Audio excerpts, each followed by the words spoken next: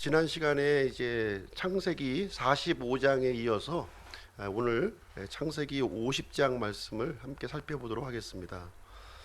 오늘은 요셉 14번째 시간이고요. 요셉의 생애 마지막 시간으로 오늘 이제 갖도록 하겠습니다. 45장 말씀을 이제 지난 시간에 전해드렸는데요. 요셉이 형제들에게 자신의 신분을 이제 드디어 이제 밝혔죠. 극적인 상봉이 형제들 간의 상봉이 이제 이루어지게 되었습니다. 그래서 이제 형제를 만난 그 상황에서 형제들에게 가나안 땅에 있는 그 가족들을 이집트 땅으로 이제 초청을 했습니다. 왜냐하면 기근이 아직도 이제 5년 정도 남아 있기 때문에 지금 이제 이집트 땅에서 이제 거주할 것을 이렇게 요청을 하게 되었고요. 이 내용이 이제 가나안 땅에 있는 아버지 야곱에게까지 이제 전해지게 되었습니다. 야곱은 처음에 이제 이 요셉이 살아있다고 하는 소식을 믿지는 않았지만 이제 요셉이 살아있다고 하는 여러 가지 정황을 발견하게 되었고요. 요셉을 보기 위해서 내가 이집트로 가야 되겠다 하는 결정을 이제 내리게 됩니다. 그래서 이제 46장 이어지는 내용을 보시게 되면 요셉이 드디어 이제 모든 그 채비를 하고 이집트 땅으로 이제 이동을 하게 됩니다. 그러면서 이제 이스라엘의 최남단 부엘세바라고 하는 지역에 도착을 하게 돼요. 부엘세바. 그래서 이스라엘 땅은 최남단이 부엘세바, 이제 최북단이 단. 그래서 부엘세바에서 단까지 이렇게 부르거든요. 우리나라는 어떻게 부르죠? 한라부터 백두까지 이렇게 부르게 됩니다.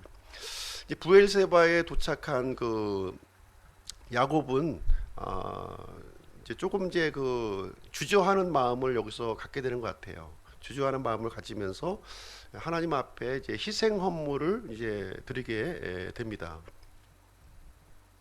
그때 이제 하나님께서 이제 나타나셔서 이제 야곱에게 이 마음을 안정시켜 주시는 그런 말을 해주게 되는데요. 46장 2절부터 4절 말씀 한번 보겠습니다.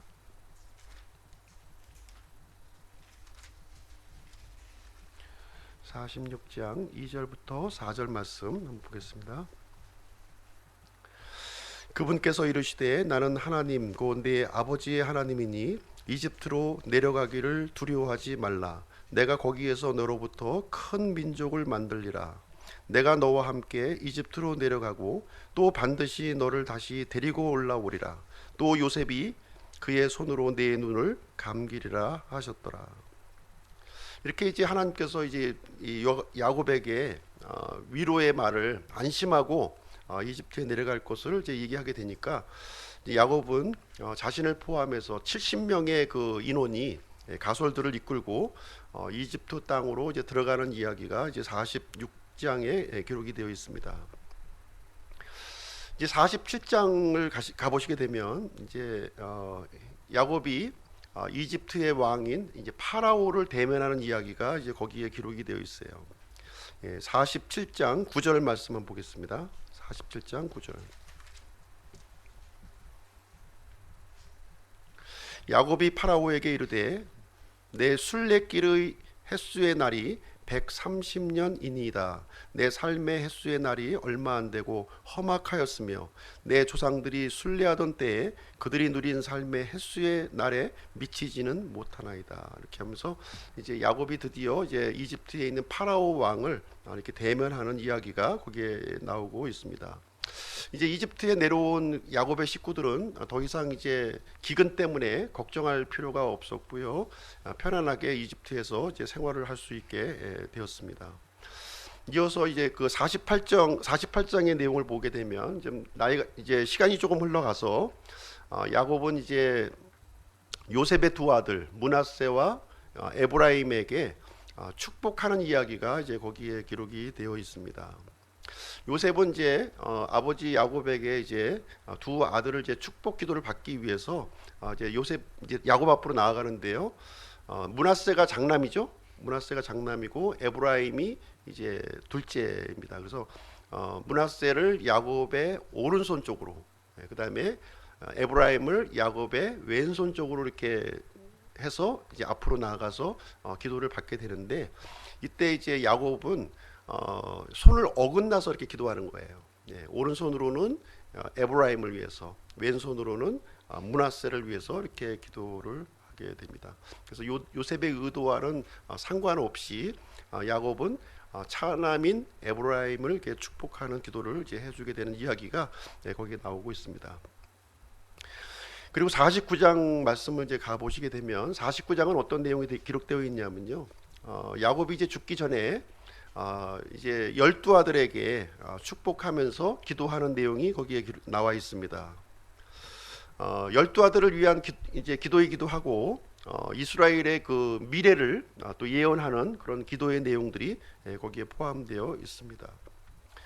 그리고 이제 마지막 창세기 50장에 보시게 되면 이제 드디어 야곱이 147세가 되어서 세상을 떠나는 이야기가 이제 거기에 기록이 되어 있습니다. 그래서 이렇게 해서 지금 130세에 지금 이제 들어왔죠. 이집트에.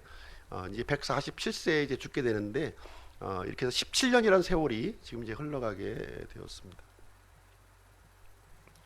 창세기를 보시게 되면 이제 창세기 1장은 하나님께서 하늘과 땅을 이제 창조하시고 하나님의 형상대로 사람을 이렇게 창조하는 이야기로 시작이 됩니다.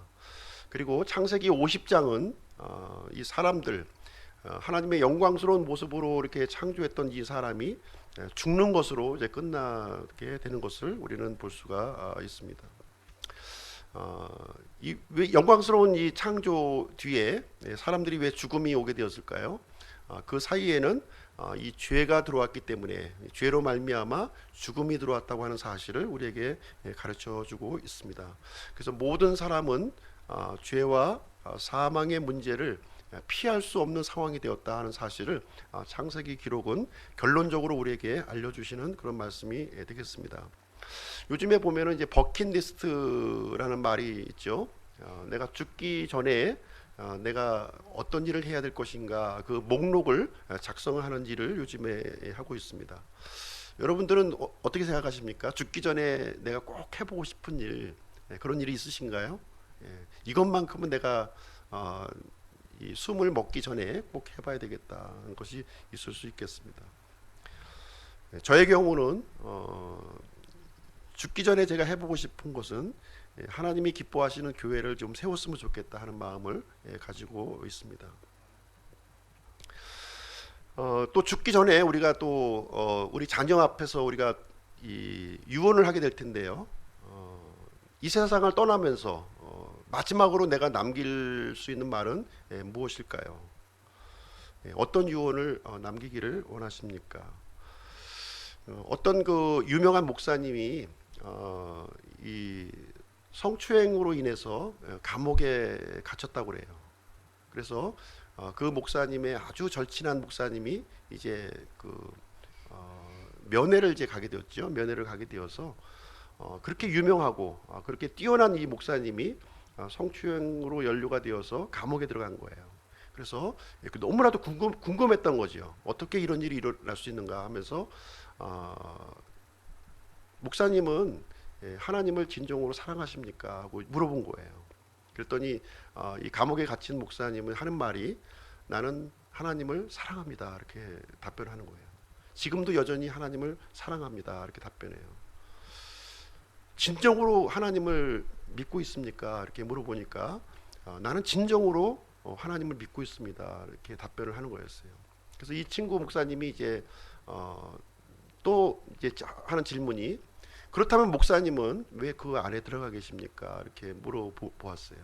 그랬을 때 이 감옥에 갇힌 목사님이 이제 답변하시는 내용이 무엇이었냐면, 내가 한 가지를 실패했는데 나는 하나님을 진정으로 사랑하고 하나님을 진정으로 믿었지만 내가 실패한 것 한 가지가 있는데 그것은 무엇이냐면 하나님을 두려워하지 않았습니다, 답변을 한 거예요. 오늘날 많은 사람들이 하나님을 사랑한다고 고백을 하고 하나님을 믿는다고 고백을 하지만 하나님을 두려워함이 없는 그러한 모습 때문에 이 잘못된 이 부패된 많은 일들이 발생하는 현상을 우리는 보게 됩니다. 제가 만약에 이제 죽음을 앞두고 우리 자녀들에게 한마디를 내가 한마디를 한다면 하나님을 두려워하는 사람이 되라 하는 말씀을 저는 이제 드리고 싶습니다. 오늘 이제 창세기 50장은요 두 사람의 죽음 이야기가 지금 이제 소개가 되고 있습니다. 첫 번째는 야곱의 죽음이고요, 두 번째는 요셉의 죽음입니다. 야곱은 이제 죽기 전에 49장에서 12아들에게 이제 마지막 유언의 말을 이제 남겨 주었습니다. 그리고 침상에서 숨을 거두고 자기 백성에게로 거두어 줬습니다. 49장 33절을 한번 보시겠습니다.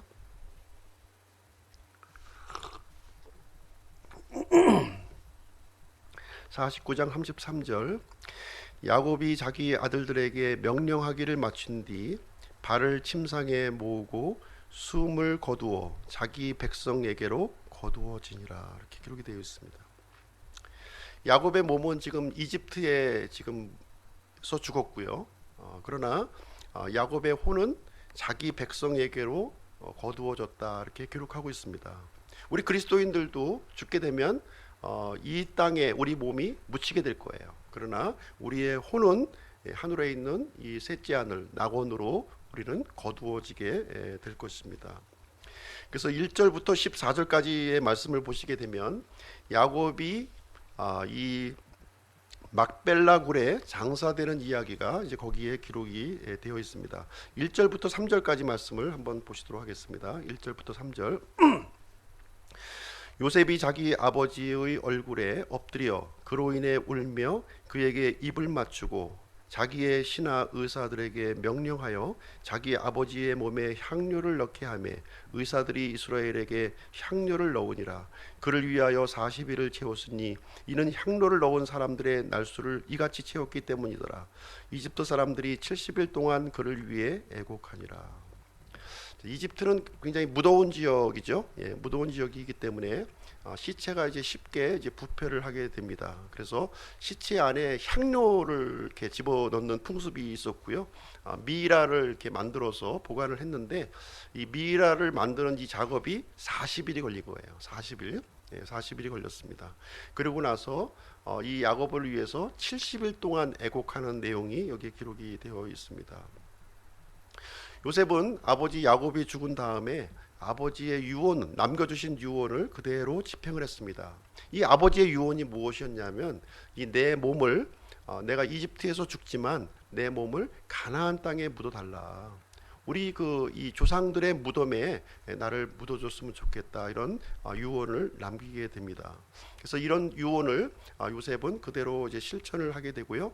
이 내용을 이제 파라오에게 이제 부탁을 드렸고 파라오는 이 내용을 흔쾌하게 또 수락하는 장면이 기록이 되어 있습니다.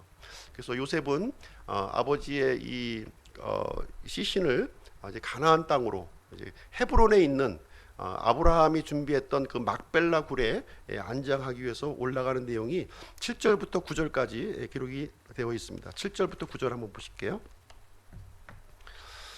요셉이 자기 아버지를 묻으러 올라가니 파라오의 모든 신하들과 그의 집 장로들과 이집트 땅의 모든 장로들과 요셉의 온 집과 그의 형제들과 그의 아버지 집이 그와 함께 올라가고 그들의 어린 것들과 양떼와 소떼만 곧센 땅에 남아있더라. 병거들과 기병들이 요셉과 함께 올라갔는데 그것은 심히 큰 무리이더라. 자, 여기 장례 행렬의 모습이 여기 소개가 되고 있는데요. 이 장례 행렬이 엄청난 규모로 지금 이제 이루어져 있는 거예요. 이제 총리의 아버지 부친상이죠. 총리의 부친상이니까 아마 이제 장례 그 위원들이 이렇게 구성이 되어졌을 겁니다. 7절 말씀에 보시면 파라오의 모든 신하들이 장례 위원으로 들어간 거예요. 그리고 파라오의 집의 장로들, 파라오의 집의 왕궁의 장로들이죠. 이제 왕의 친척들로 형성된 그 장로들이 장례위원이었고요. 그리고 이집트 땅에 있는 모든 장로들이 장례위원으로 이렇게 편성되어 있는 모습을 우리는 이제 여기서 보게 됩니다. 그뿐만 아니라 8절에 보시게 되면 요셉에게 속한 모든 형제들, 이 가족들이 다 이렇게 상주로서 또 이제 참여를 하게 되고, 단지 남아 있는 것은 누구냐면은 이 어린 것들과 가축대들만 지금 이제 이집트 땅에 남아들고, 모든 사람들 그냥 그 어느 정도 이렇게 좀 이 이집트에서 지위가 있는 사람들은 다 장례 행렬에 포함이 되어서 이제 가나안 땅으로 올라가는 그 행렬이 이어지고 있는 상황이 되겠습니다. 가는 길이 굉장히 또 위험할 수도 있기 때문에 9절 말씀에 보시게 되면 병거들과 기병들이 이런 호위하에 지금 이제 올라가게 되는 내용이 여기에 기록이 되어 있습니다. 이 무리가 얼마나 컸든지 심히 큰 무리였다, 이렇게 여기에 기록을 해주고 있습니다. 10절부터 13절까지 내용을 보시게 되면 이 행렬을 어떻게 표현하고 있냐면 아벨 미스라임이라고 표현하고 있는 거예요. 아벨 미스라임. 이 미스라임이라고 하는 이 단어는 함의 후예예요. 함의 후예가 미스라임입니다. 그래서 이집트의 다른 말이 미스라임이에요. 그래서 아벨은 큰 통곡, 그 다음에 미스라임은 이집트니까 이집트의 큰 통곡이라는 거예요. 그래서 가나안 사람들이 그 엄청난 장례 행렬이 그 애곡하면서 올라가는 그 모습을 바라보면서 아벨 미스라임이라 이렇게 부르게 되었던 것입니다. 이 요셉의 일행들이 이제 도착한 장소가 어디냐? 그 도착한 장소는 막벨라 굴이라고 하는 그런 장소가 되겠습니다. 헤브론 땅이에요. 헤브론 땅. 이 가정묘에 이제 안장을 하게 되었고요. 이 안장하는 절차는 이제 하루 만에 거의 이제 집행이 되고 곧바로 이집트 땅으로 돌아오는 이야기가 기록이 되어 있습니다. 그래서 이집트부터 이 헤브론까지의 거리는 한 약 180km 정도 거리가 됩니다. 한 일주일 정도면은 이렇게 좀 천천히 걷는 속도로 올 수 있는 그런 거리가 되는데, 나중에 이스라엘 백성들이 이집트 땅에서 이렇게 탈출했을 때 400년이 걸렸어요. 아니 40년, 40년이 걸렸습니다. 거의 38년 동안 방황하는 이야기가 기록이 되어 있는데요. 이렇게 순종하기만 하면 이렇게 바로 올 수 있는 거리를 하나님을 불순종하기 때문에 40년 가까이 이렇게 방황하는 이야기가 또 기록이 되어 있습니다. 그래서 요셉은 이제 모든 장례 매장 절차를 마치고요, 이집트로 이제 돌아오게 됩니다. 이집트로 돌아와서 이제 그 다음 일이 진행되는데, 15절부터 21절까지 내용은 요셉과 형제들 간에 화해하는 이야기가 거기에 들어져 있습니다. 이제 그동안 그 아버지가 바람막이가 되었었던 것이죠. 요셉과 이제 요셉의 형들은 아직까지 좀 이제 앙금이 좀 남아 있었던 거예요. 요셉은 그렇지 않았는데 그 형들은 좀 그동안에 아버지가 살아 계셔서 그동안 바람막이가 되었는데, 이제 아버지가 돌아가셨기 때문에 그 요셉이 마음을 바꾸고 우리를 해할지 모른다 하는 두려움과 걱정이 이제 앞서게 되었습니다. 요셉이 혹시나 복수를 하지 않을까, 이런 생각을 이제 갖게 되었는데요. 요셉은 복수와는 좀 거리가 먼 그런 사람이었죠. 안갚음을 하는 그런 사람은 아니었습니다. 요셉은 지금까지 억울한 일을 많이 겪었지만 이런 원수 갚는 일이라든가 안갚음을 하지 않았어요. 예전에 이제 보디발의 그 부인에 의해서 성범죄자로 이렇게 모함을 받고 감옥에 갇히게 되었습니다. 총리가 된 이후에 이 보디발 부인을 이렇게 불러가지고 이렇게 처벌했다는 내용이 전혀 나오지 않고 있어요. 요셉은 그렇게 하지 않았다는 거죠. 그리고 요셉은 감옥에 갇혀 있을 때 이 잡 맡은 관원의 꿈을 해석해 주었습니다. 그러면서 자신의 선처를 이렇게 구했는데, 이 은혜 받은 이 신하는 요셉의 이 일을 기억지 않고 잊어버렸다, 이렇게 기록하고 있습니다. 요셉은 나중에 총리가 된 다음에 이 잡 맡은 관원을 불러서 처벌할 수 있었을 거예요. 그러나 이 잡 맡은 관원을 처벌했다는 이야기가 전혀 나오지 않고 있습니다. 요셉은 이 형제들의 이 지난날의 이 죄는 이미 다 용서했어요. 이미 다 용서했습니다. 그렇지만 이 요셉의 형들은 이 불안한 마음을 이제 견딜 수가 없었고, 그래서 요셉에게 이렇게 용서를 구하는 그런 전가를 보내주게 되는데요. 16절 17절 한번 보겠습니다. 16절 17절. 요셉에게 사자를 보내어 이르되 당신의 아버지가 돌아가시기 전에 명령하여 말씀하시기를 너희는 이같이 요셉에게 말하라. 내 형들이 내게 악을 행하였은즉 이제 원하건대 내 형들의 범법 곧 그들의 죄를 용서하라 하셨나니 이제 원하건대 당신 아버지의 하나님의 종들의 범법을 용서하소서 하매 그들이 그에게 말할 때 요셉이 울었더라. 아버지 야곱이 이 내용을 뭐 명령을 내렸는지 이거 뭐 확인할 수 없는 일이지만 요셉의 형제들은 아마 분명하게 지난 날의 죄를 이렇게 회개하고 돌이켰음이 이제 분명합니다. 요셉은 이미 마음속으로 형들의 죄를 이미 다 용서했어요. 그런데 이 사실을 믿지 못하는 이 형들의 이 모습이 너무나도 안타까웠고 눈물을 지금 흘렸다 지금 이렇게 기록을 하고 있습니다. 그래서 요셉은 이 형들의 걱정을 이렇게 덜어주는 그러한 말을 이렇게 해주게 됩니다. 19절부터 21절 한번 보겠습니다. 19절부터 21절.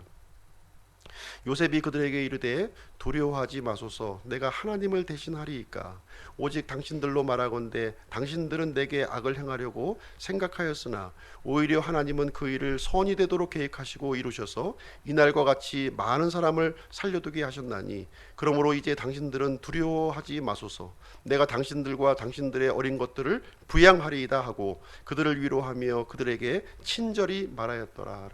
이렇게 기록하고 있습니다. 두려워하지 말라는 거예요. 절대로 두려워하지 말라. 내가 어떻게 하나님을 대신할 수 있느냐 이렇게 얘기하면서 복수하는 일은 하나님에게 있는 것이지 사람에게 있는 것이 아니다. 그래서 하나님께서는 이 두 가지 일로 진행하신 거예요. 두 가지 일. 이 악을 행했던 형제들에게는 죄의 열매를 이렇게 거두게 해주셨고요. 또 요셉에게는 어떤 일을 진행해 주셨냐면 형들의 이 악한 행실을 선으로 바꾸어 주시는 일을 진행하게 되었습니다. 그래서 요셉은 하나님의 선하신 계획에 따라서 많은 사람들을 살려주는 그러한 일에 사용되어졌음을 얘기해주고 있고요. 요셉은 이와 같이 선으로 이렇게 이루시는 하나님의 이런 뜻과 이 계획을 영광을 돌리는 일을 하게 되었습니다. 그리고 요셉은 한 걸음 더 나아가서 이 형들뿐만 아니라 형들의 이 자녀들을 내가 친히 이 부양하겠다고 하는 이런 말을 해주게 됩니다. 그래서 여기서 우리는 요셉을 통해서 예수 그리스도의 모습을 우리는 이제 기억할 수가 있습니다.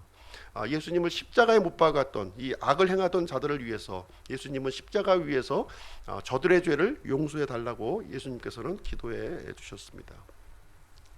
자, 세 번째로 우리가 좀 살펴볼 수 있는 것은 이제 마지막으로 요셉의 죽음과 유언에 관련된 말씀이 되겠습니다. 22절부터 26절까지 이제 말씀인데요.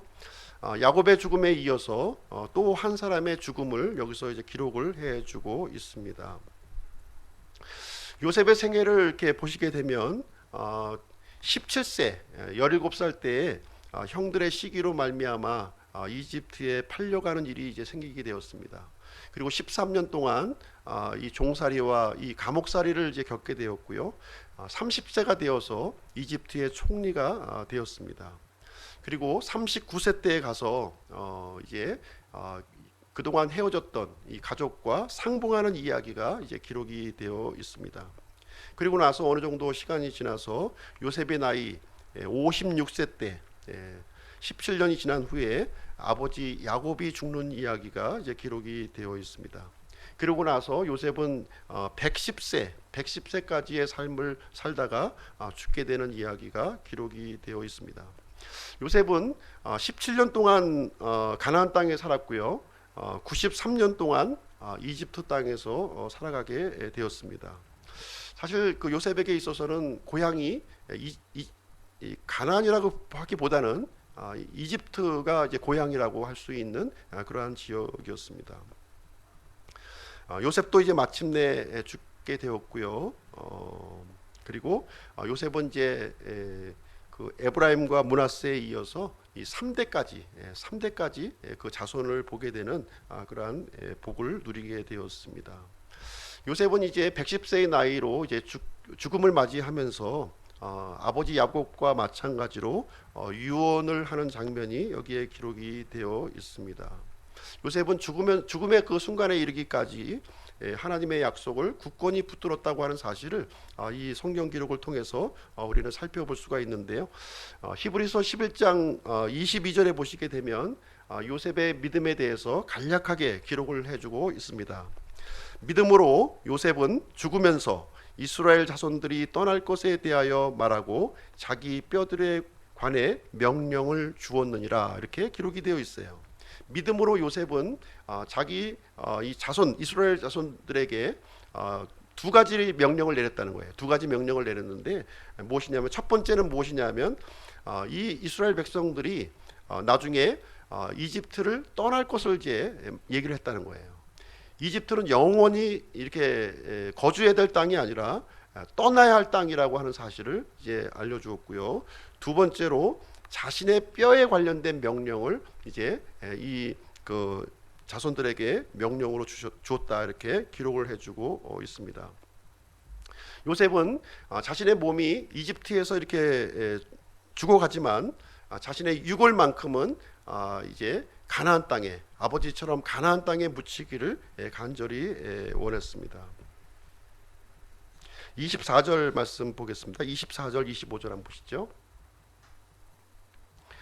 요셉이 자기 형제들에게 이르되 나는 죽으나 하나님께서 반드시 너희를 찾아오사 너희를 이 땅에서 데리고 나와 아브라함과 이삭과 야곱에게 맹세하신 땅에 이르게 하시리라 하고, 요셉이 또 이스라엘 자손에게 맹세시켜 이르기를 하나님께서 반드시 너희를 찾아오시리니 너희는 여기에서 내 뼈를 가지고 올라갈지니라 하였더라. 그래서 요셉의 유언의 내용이 이제 간략하게 여기에 기록이 되어 있습니다. 그래서 하나님께서 반드시 찾아오신다는 거예요. 반드시 찾아오시고 아브라함과 이삭과 야곱에게 맹세하신 그 가나안 땅으로 이르게 하실 것이다, 지금 얘기를 해주고 있고요.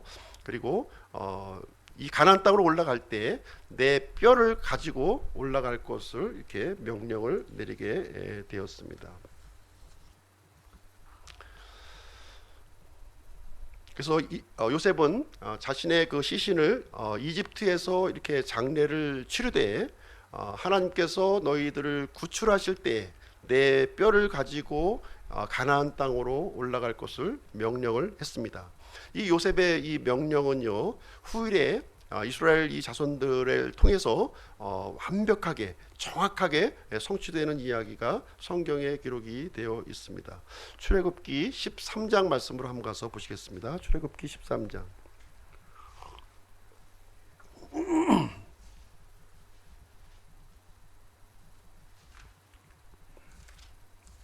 출애굽기 13장 19절 말씀입니다.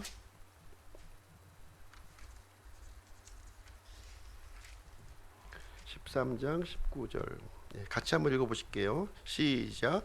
모세가 요셉의 뼈를 취하니라. 그가 이스라엘 자손에게 엄히 맹세하여 이르기를 하나님께서 반드시 너희를 찾아오시리니 너희는 여기에서 내 뼈를 가지고 올라갈지니라 하였더라. 그래서 요셉이 죽은 다음에 거의 400년 정도가 지난 뒤에 모세가 이제 이집트를 탈출할 때 요셉의 이 뼈를 가지고 이제 이집트를 탈출을 하게 됩니다. 그리고 나서 여호수아 24장 한번 가서 보시겠습니다. 여호수아서 24장.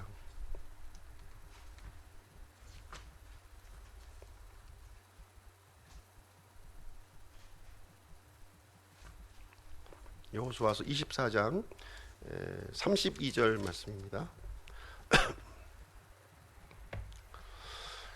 여호수아 24장 32절 같이 읽겠습니다. 시작. 이스라엘 자손이 이집트에서 가져온 요셉의 뼈를 세겜의 곧 야곱이 세겜의 아버지 하몰의 아들들로부터 은 100개를 주고 산 땅에 묻었더라. 그것이 요셉 자손의 상속 재산이 되었더라. 예, 그래서 이 야곱이 이제 그 밧다람 아람 그 외삼촌의 집에서 이제 고향 땅으로 돌아오게 되면서 제일 처음에 거주했던 땅이 이제 세겜 땅이었잖아요. 세겜 땅.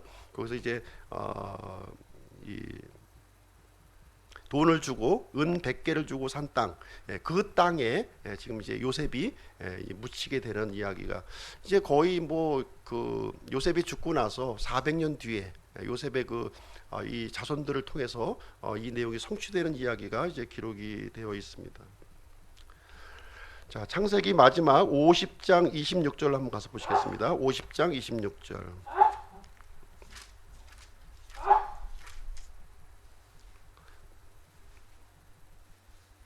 창세기 50장 26절 같이 한번 읽어보실게요. 시작. 이렇게 요셉이 110세의 죽음에 그들이 그의 몸에 향료를 넣고 이집트에서 그를 관에 넣었더라. 그래서 창세기는요, 요셉이 이제 이렇게 입관하면서 이제 모든 내용이 끝나게 되는 이야기로 마감이 됩니다. 참 이 창조의 면류관으로 창조되었던 이 사람이 이제 죄로 말미암아 이제 죽음의 권세 아래에 놓이게 되는 그 이야기로 창세기 이야기는 이렇게 해서 마치게 됩니다.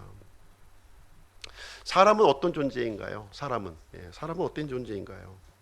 하나님의 형상대로 창조되었지만 죄로 말미암아 죽을 수밖에 없는 존재라고 하는 사실을 우리에게 가르쳐주고 있습니다. 그래서 죽을 수밖에 없는 이 사람은 반드시 절대 주권이신 하나님을 발견해야 된다. 죽기 전에 하나님을 반드시 발견해야 된다고 하는 사실을 우리에게 가르쳐주고 있는 내용이 이제 되겠습니다. 결론을 내리도록 하겠습니다. 지금 이제 요셉의 생애를 우리가 지금까지 다 이제 살펴보았는데요. 이 요셉이라고 하는 이 사람은 하나님의 백성이 어떻게 이 세상을 살아가야 할 것인가 하는 것을 우리 완벽한 모범을 우리에게 보여주고 있는 그런 인물이 되겠습니다. 요셉은 아버지로부터 사랑받는 아들이었어요. 아버지의 뜻을 순종하는 아들이었습니다. 형제들의 미움과 시기에도 좌절하거나 낙담하지 아니했습니다. 모든 일에 신실했고요, 모든 일에 정직했고요, 모든 일에 순결했던 그러한 사람이었습니다. 형제의 시기로 말미암아 이제 종으로 팔렸음에도 불구하고 종으로서의 최선의 삶을 살았습니다. 억울하게 감옥에 갇혔음에도 불구하고 죄수로서의 최선을 살았던 사람이 바로 요셉이었습니다. 요셉은 미래를 준비하는 그런 사람이었습니다. 그리고 모든 상황과 모든 그 장소에서 믿음으로 반응하는 그런 사람이었습니다. 또한 요셉은 용서의 사람이었어요. 이런 이 분노와 이런 것을 마음에 품는 사람이 아니었습니다. 요셉은 형제 사랑을 실천했던 그런 사람이었음을 우리에게 보여주고 있습니다. 그래서 요셉은 하나님의 계획에 쓰임 받는 사람이 되었고요. 자기 가족들을 큰 기근에서 구출해주는 그러한 일을 해주게 되었습니다. 자신의 가족뿐만 아니라 수많은 생명들을 구출하는 그런 일을 진행을 했습니다. 그리고 아버지 아브라함과 이삭과 야곱에게 약속하신 하나님의 약속을 성취하는 그러한 귀한 일에 쓰임을 받게 되었습니다. 이 야곱의 이 아들들 처음에 이제 70명이 되는 인원이었죠. 70명의 인원이 이 이스라엘이 이제 이집트를 이렇게 탈출할 때에는 장정만 60만 명이었어요. 그러면 거의 전체 인원이 200만 명에 되는 큰 민족으로 이렇게 성장할 수 있도록 이렇게 발판을 마련하게 되었습니다. 요셉은 죽으면서까지 이 자신의 후손들이 가나안 땅으로 돌아간다고 하는 그런 꿈과 비전을 잃지 않았던 그런 사람이었습니다. 요셉에게서 또한 우리가 또 생각해 볼 수 있는 것은 요셉은 뛰어난 지도자였다는 거예요. 뛰어난 지도자의 모습을 우리에게 보여주고 있습니다. 요셉은 하나님을 두려워하는 그런 지도자였습니다. 요셉은 하나님의 지혜로 다스리는 그런 치리자였습니다. 요셉은 민족을 사랑하고 민족을 또 이렇게 번성케 하는 그런 지도였음을 우리에게 알려주고 있습니다. 우리 기쁨 침례교회도 우리 작은 인원이 모여 있지만 우리가 살아가는 동안에 요셉과 같은 이런 지도자를 준비시키는 우리 기쁨 침례교회가 되기를 주님의 이름으로 축원드립니다.